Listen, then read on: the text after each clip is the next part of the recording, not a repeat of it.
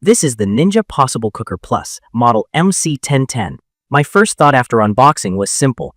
It's big, sturdy, and it tries to replace a lot more than a standard slow cooker. The pot is aluminum with a slick non-stick coating, the lid is glass, and the whole thing feels like a serious piece of kitchen gear. It runs on 120 volts, draws 1200 watts, and the 8.5 quart capacity is no joke. I've cooked for a crowd with it, and I didn't have to break out a second pot. Key features worth knowing. It has 6 main cooking modes: slow cook, sear saute, keep warm, sous vide, braise, and proof. The 12-in-1 claim is about what it replaces. Think slow cooker, Dutch oven, saute pan, saucepan, stock pot, roasting pan, bread maker for proofing, and even a utensil because there's a spoon that docks right in the lid handle. The cooking pot is removable and oven safe up to 500 degrees Fahrenheit, which means I can start a braise on the counter, then move the pot straight into the oven to crisp the top. I don't take the glass lid into the oven at those temps. I switch to foil and it works well. The big tech story here is what Ninja calls triple fusion heat. Instead of just a bottom heating plate like a typical slow cooker, this one heats from the bottom, the sides, and traps steam to surround the food. That combo gives you faster cooking and more even browning when you're searing. In my opinion, that's what sets it apart from the older ceramic slow cookers I've used. It also explains why some old recipes can turn out different if you don't adjust. From my experience, the sear/saute mode is where the PossibleCooker shines. I browned a chuck roast right in the pot, deglazed with a splash of stock, tossed in onions and carrots, then shifted to braise. Not having to dirty a skillet on the stove is a small win that adds up on a weeknight. Heat up time is quick, and the pot gets hot enough to put a real crust on meat without sticking. I use a silicone spatula or wooden spoon to keep the non-stick happy, and cleanup is as easy as a gentle soak and a wipe, though the pot and lid are dishwasher safe when I'm feeling lazy. Slow cook is the mode I was most curious about, and I've learned a few things. This unit runs hotter than the older ceramic models I've owned. That triple fusion heat is efficient, which is great for speed, but it means my set-it-and-forget-it slow cooker recipes came out drier when I didn't adapt. A beef roast I've made for years turned out tough and overdone on my first try because I used the same timing I always use. Dialing it back by an hour or two and bumping up the liquid made a big difference. I also switch fatty cuts to braise instead of slow cook when I want a more controlled simmer. If you're new to slow cooking, think of low and slow as gentle heat over time, so fat renders and meat relaxes. With this cooker, low on paper isn't always the same low your old crock gave you. I use a probe thermometer to check the internal temp of large cuts, and I aim for fork tender, not a strict timer.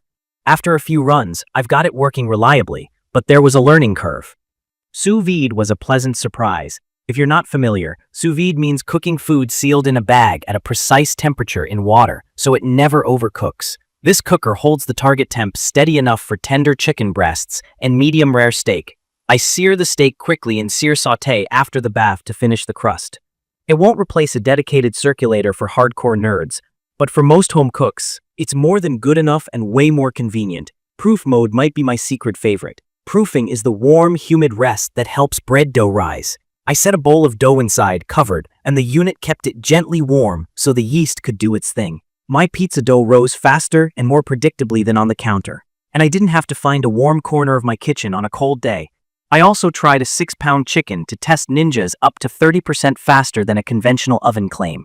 My gourd finished earlier than I expected, and the skin turned golden when I moved the pot to the oven to finish. That cook really showed off the cooker to oven to table idea. Start with steam and side heat for speed, then crisp in the oven for texture, then serve right from the pot. The integrated utensil is not a gimmick. It's shaped like a ladle with pasta fork slots, and the rest built into the lid handle means I'm not hunting for a spoon while sauce drips everywhere. Small detail, but it helps.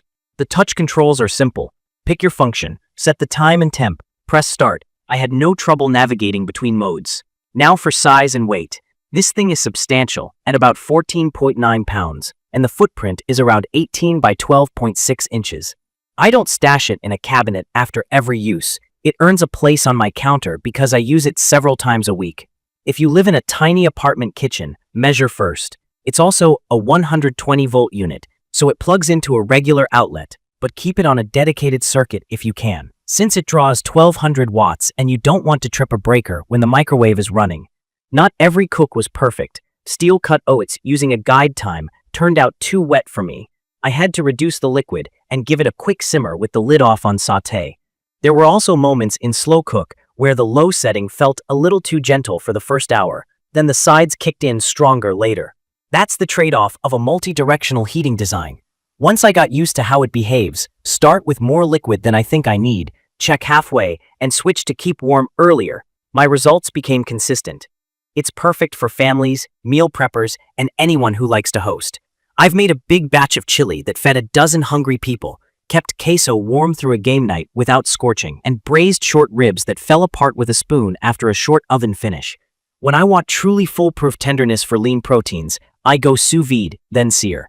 When I want rich stews, I sear in the pot, deglaze, and either braise or slow cook with adjusted timing. For bread days, proof takes the guesswork out. I'd recommend this for home cooks who want one pot that can do almost everything and don't mind a short learning phase, especially if you're coming from an old ceramic slow cooker.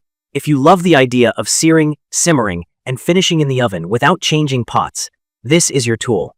If you just want low and slow with zero adjustment, you might need to tweak your expectations or stick to braising recipes designed for higher efficiency cookers like this one. In my opinion, the build quality, the non-stick pot, and the oven-safe design are the big wins. The triple heat makes cooking faster, the controls are friendly, and cleanup is easy. The main caution is that the slow cook mode doesn't behave like the old-school crock you might be used to, and some timing liquid adjustments are needed. Once you adapt, the results are excellent. In conclusion, the Ninja PossibleCooker Plus earns a permanent spot in my kitchen because it replaces several pans, speeds up my weeknight cooking, and lets me go from countertop to oven in the same vessel. It isn't perfect, but it's reliable, flexible, and genuinely useful for the way I cook.